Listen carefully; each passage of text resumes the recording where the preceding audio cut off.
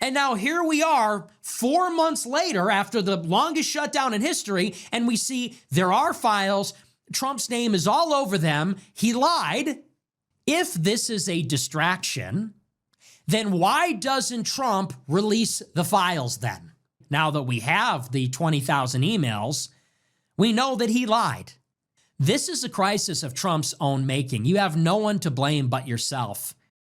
Nick Fuentes just shared the cold, hard truth about Trump and the Epstein Files, or let's just be real, the Epstein cover-up. He gets into in this clip how we got to this point, why it shows Trump is a liar, and why the contents of some of these leaked emails really lead people to suspect the worst when it comes to Trump and his complicity in possible Epstein crimes. So let's watch. Please like the video and subscribe to the channel.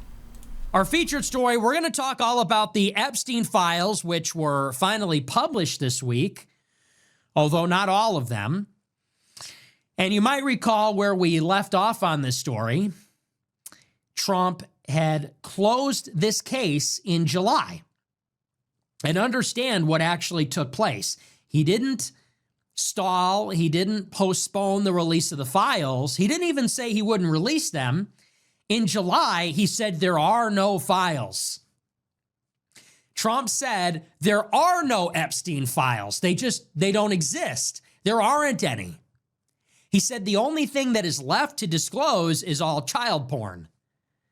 In other words, it's the actual video or photo recordings of underage girls. He said those are the only articles of evidence that are out there. There's no emails, there's no text, letters, there's no other persons of interest, no third parties, there's no other investigations. They said none of that is real. To which the people replied, that's obviously a lie. And not only is it a lie, but it's a cover-up. Now you're actively complicit and involved in the cover-up of the Epstein conspiracy, which is arguably worse. And so this happened back in July. Congress was about to go into recess for the summer, but they took their recess almost a month early because Republicans and Democrats were going to work together to force the DOJ to release the files. So Congress literally went home early. They shut down all their official business and they went home early for no reason other than that if they stayed in session, they might have been forced to release the Epstein files. Right, they might have been forced to stay and release files that supposedly didn't exist, and this was a clash between Thomas Massie and Speaker of the House Mike Johnson, with Massie trying to force a vote on this before being dismissed. Well, Massie came up with a discharge petition route, which might work this week with 218 signatures, and a new Democratic congressman sat this week that may lead that to fruition.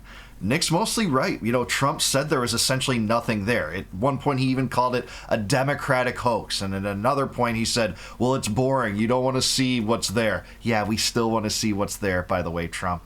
And then he blamed everyone else but himself to the point of Truth Socialing that if you want to uncover the truth about the Epstein story, you're not my real supporter. Things like that. And in that press conference saying, why is everyone still talking about Epstein? So this is where we're at. You know, at the very least, Trump was involved in this cover-up, even if you don't think that he was involved in Jeffrey Epstein's nefarious crimes. But in what way is he making it look like he wasn't by the way that they behaved? So at the very least, he's complicit in this cover-up. So they went into recess. Then, when they returned, there was the government shutdown. It's interesting timing, isn't it? Sort of convenient. Then all of a sudden, the Democrats shut down the government for no reason at all. They shut down early. Then they go on recess. Then they come back, and for literally no reason, the Democrats said it was about Obamacare subsidies, but as we discussed earlier in the week, they agreed to open the government without getting Obamacare subsidies. So that was not the real reason. They shut down the government, and it's the longest government shutdown in history. 45 days. Now that the government has reopened, okay, understand the timeline. This has been like a 4-month shutdown from July. The DOJ shuts it down on July 7th. Congress goes into recess a couple weeks after that. They come back, longest government shutdown ever. They just reopened the government this week. And now, here it is. The House Oversight Committee releases the first tranche of Epstein Files. Maybe this is the most obvious thing about the files. The release of this batch of 20,000 emails proves, beyond a shadow of a doubt, it is black and white, undeniable, that Trump is a liar. Trump lied about the files, and he lied in the furtherance of a conspiracy and a cover-up. That's exactly right. How can you call it any differently? These files existed. They were divulged. They have been periodically. There were leaked emails between Epstein and Ehud Barak released about a month ago. I'm not sure that the U.S. government was even privy to that cache. Maybe they were, but those were leaked about a month ago. And then we had these 20,000 new files unleashed upon the public via the House Oversight Committee, with Trump at the same time digging his heels in, saying there's nothing to see here. You know, creating red herrings like, hey, we can seek out grand jury testimony under the approval of this judge in Manhattan that won't rule in my favor. And by the way, you know, if we do that, it'll probably be heavily redacted and it will take months and months and months. It was a red herring. These files existed. We see them. They're in the form of leaked emails. And let's just say there's stuff there. There's stuff there that's really interesting, that's worth exploring. You know, private emails between Epstein and people of prominence like Maxwell and Steve Bannon and Trump biographer Michael Wolff talking about some of these things. And there's tons of stories out there. Some of them, I think, are more genuine in terms of their journalistic quality than others. But there's stuff here, man. So yes, Trump categorically was a liar about this. And if you're, still sitting on the fence on this and actually have looked into it and still are sitting on the fence when it comes to Trump, I have to doubt your sincerity and your honesty and your integrity, actually. Of the Epstein scandal. Because what his Department of Justice said in July is that there are no files. They didn't say there are no persons of interest. They didn't say there is no third-party investigation. They didn't say that there's nothing germane to a future investigation. They said there are no files, and they insisted upon this for months. They denied the existence of the files. And we all knew that was a lie. We knew that because it was reported to us that in May, Trump instructed the FBI to go through those files and look for his name. And they found it all over the place, and they told him that. And Trump lied that he didn't know whether his name was in the files, but he did because he was worried about it. He knew it, and he got the FBI to comb through the files and confirm it. Yeah, which is interesting, too, because he's been forthcoming about his relationship with Epstein. They had a long personal relationship, personal friendship. He's been pretty forthcoming about that in various interviews. Doesn't bring it up voluntarily, of course, but at the same time, we shouldn't be surprised that his name was in the files themselves. Of course, he was the president of the United States when Epstein was arrested the second time, and he had a long-term friendship with him. Of course, his name would be in the files, but it does seem to be that there is this paranoia to try to cover up whatever was in those files, given the association to Trump, and I think that's what we're getting at here. Then months later, he said there are no files. Well, as of yesterday, now that we have the 20,000 emails, we know that he lied. There are Epstein files, and what was delivered to the public were emails and other communications, and they do contain Trump's name. And some of it is relevant, and some of it is not, and some of it we can chalk it up to a personal rivalry or feud, and maybe some of it is relevant. By the way, I agree with that entire conception after reviewing these files for 12 hours and picking out some things that I think are interesting. Maybe we'll bring that in at the very end. I think that's a proper conception of what this is. Some of it is interesting. Some of it isn't. Some of it, is obfuscated by the legacy media that's trying to cover it in a way where other testimony kind of negates what they're trying to get at. But that's a fair conception. There is stuff here for sure. But what we know at the minimum is that Trump lied about the files to cover them up. That is awfully suspicious given that Jeffrey Epstein died under the custody of Trump's government in 2019. And people forget this. But Epstein was rearrested by Trump's DOJ. He was rearrested when Trump was president. And where Epstein died, where he allegedly killed himself, it was in a facility that was technically under the jurisdiction of Bill Barr, Trump's attorney general. So this is not a good look.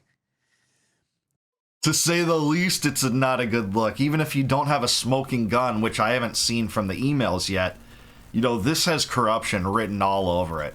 And it just goes to show that this whole thing was fraudulent. When you're the administration that's supposed to bring forward anti-corruption programs, the cornerstone of your platform is drain the swamp, America first, root out the corruption, take down the elites at the heart of the corruption. And this is what you give us. This is what has caused so much of Trump's support to peel away. And that happened, I think, the moment he said, "Why are you guys still talking about Epstein?" I think that was the moment people lost it. What's happened since then has only vindicated that, just that disdain that people had for him for saying that even more and more so. But I think that's where it began for good reason. If a sex trafficker, serial blackmailer, intelligence operative, or mercenary, if he is arrested and dies under mysterious circumstances in Trump's custody, and Trump comes back to power, and then covers up all the files relevant to the investigation of that person and his death, it's confirmed that he lies. And when the files come out, he's named all over them. Not a good look, to say the least. That's in the first place. Now, let's talk about Trump's response. Trump says that this entire thing is political. It's a political attack. It's a distraction from Trump's agenda. He says that Democrats are leaning into it. He contends that Thomas Massie, a Republican who has voted for the release of the documents, he says Massie is leaning into it because they are out to get Trump and they want to derail the agenda. And by the way, I want to derail a cover-up agenda, by the way. I'm with anyone that wants to derail a cover-up agenda, especially when it comes to a child sex trafficking operation that was likely an extension of an Israeli blackmail operation within the United States, by the way. I want to derail that. I wouldn't apologize for that, and thankfully Marjorie Taylor Greene and Thomas Massie have not apologized for that. I think there is some truth to this. Has to be. Because it is true that Joe Biden was president for 4 years and Democrats controlled the House and the Senate under Joe Biden. And so if the Democrats wanted disclosure on the files, they could have released it from 2021 to 2023. And if Republicans and Democrats wanted to release the files, they could have done it at any time between 2023 and 2025. There is some truth to that. And you see a lot of Republican operatives on Twitter saying this. This is the line. They say, who cares about Epstein? Some of them argue that Epstein wasn't even a pedophile. They say Epstein was preying on girls who were 15, 16 years old, and other people are saying that that's not technically a child.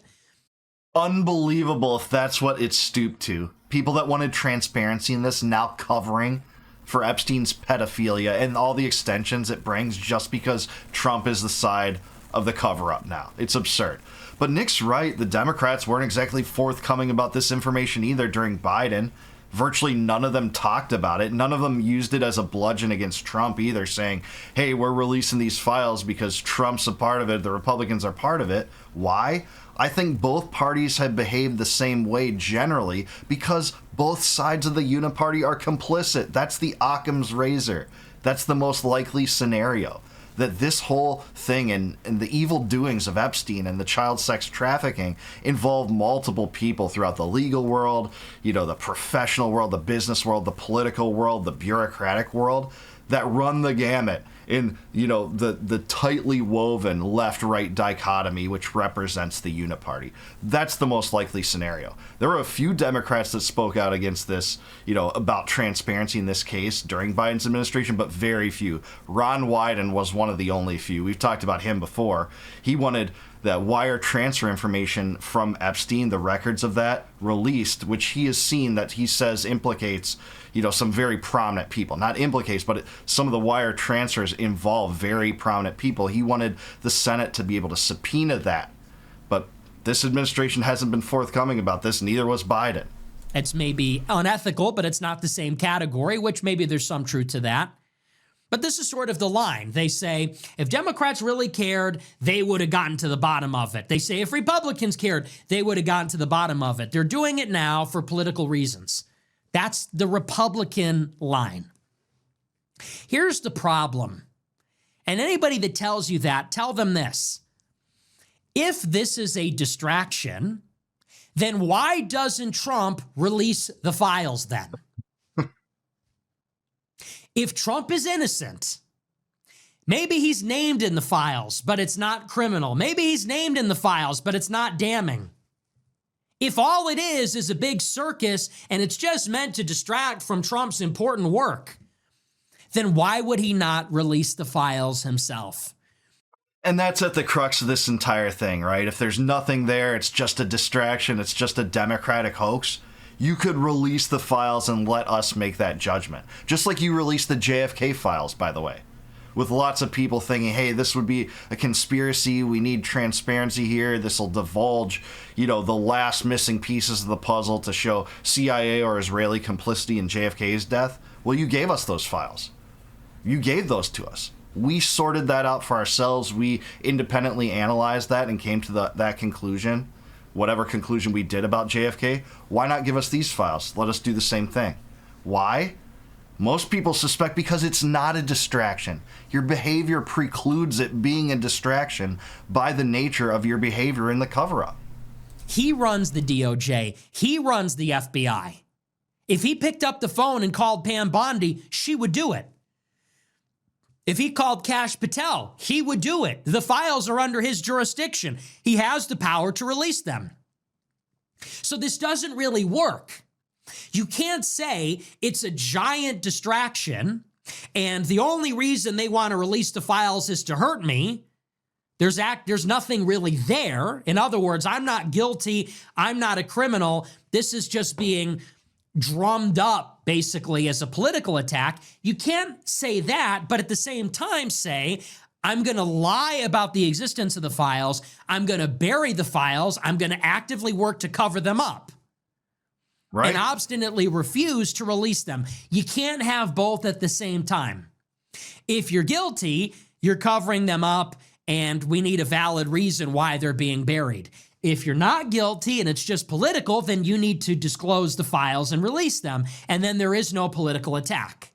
But you can't have it both ways. That much is obvious, and that's the problem. That is the problem. It's a problem for Trump. It's going to be even more problematic in the days ahead. Because not only in terms of the Israel first mentality that's so pervasive within his administration, it's just unignorable by so many people right now and how that bleeds into our domestic woes, the debt and inflation, but also the Epstein cover-up is affecting his reputation too. He's squandered his presidency in just a year. And a lot of it is from his base that would have otherwise supported him if he didn't act so duplicitous as he is in this situation. So then people say, what's really going on here? You appoint a congresswoman to get to the bottom of it. You do this big disclosure. It's all fake. The FBI and the DOJ respond, the files are on our desk. Then in May, Trump tells the FBI, go through the files, look for my name, because he knows it's there. They tell him it's there. In July, this is the best part, Bibi Netanyahu visits the White House for the third time on 7/7/2025. I'm not making this up. Google the timeline. On July 7th, 7/7/25, add 2 + 5. I'm not a numerology guy, but it's a little weird. In his third visit on 7/7 to celebrate bombing Iran, Netanyahu visits the White House, and the day before he arrives, literally the day before, the DOJ announces there are no files, case closed, it's over. Yeah, just one more connection between Epstein and Israel. More and more come out each day. And the connection between that visit by Netanyahu and Trump's decision-making here, with all the connections that Epstein has to Israel, and Ehud Barak, the former prime minister and head of IDF intelligence, living at his house for prolonged periods of time. Murtaza Hussein and Ryan Grimm, both fantastic journalists, have done great work at this, uncovering just days ago that in addition to literally brokering a security arrangement between Israel and Mongolia and another one between Israel and the Ivory Coast, literally Epstein worked on behalf of the Israeli government in those two occasions, and he also set up a wire transfer to one of Israel's most prominent spies, Yoni Koren. He worked for Ehud Barak. And this, is blown. The cover of this has been blown. We see this from the leaked emails and the two confirming their bank information in this transfer. So Epstein's work on behalf of the Israeli government isn't just a conspiracy anymore whatsoever. It's tangible. It's very provable. Trump, for 3 weeks, engages in damage control. He orders the Speaker of the House to close Congress so they don't get forced by Thomas Massie to compel the release of the files. And now here we are 4 months later after the longest shutdown in history, and we see there are files. Trump's name is all over them. He lied. And now 100 Republicans are going to defect and vote in favor of releasing the rest of the files next week. It doesn't seem like 100 will do that. At least Boebert, Mace, MTG, and Massey will do it. If more join, that's amazing. I hope more join that cause, because we only have 218 signatures to force a vote. That's just to force the vote. So he might be talking about the vote that would be produced by that measure to force the vote. I hope that it gets vast swarms of Republicans to support this, because this might be do or die for them in their own representative districts, by the way. If their constituents find out they voted against this, to divulge the truth in this child sex trafficking operation that the feds are very clearly covering up, they might not last politically. So this is going to be an interesting battle to watch. This is a crisis of Trump's own making. You have no one to blame but yourself. Yep. You can't blame your own base for asking you to do what you promised to do. You can't say that your base doesn't see the bigger picture or they're conspiracy theorists. If you played into that for years, which you did, the chickens have come home to roost now. They leaned into this stuff. They promised it. And you could say they bit off more than they can chew. Then you lied brazenly and openly. You tried to trick people. It didn't work. And now the chickens have come home to roost. And here's the issue. This goes to the center of what the Trump revolution is all about. And I've been saying this for weeks and months and years now. The whole idea behind Trumpism, fundamentally, it's an anti-corruption movement. Don't you know that? At the bottom of it, MAGA, it's not really about being conservative. It's not super conservative. It's not about being libertarian. It's not about being Republican.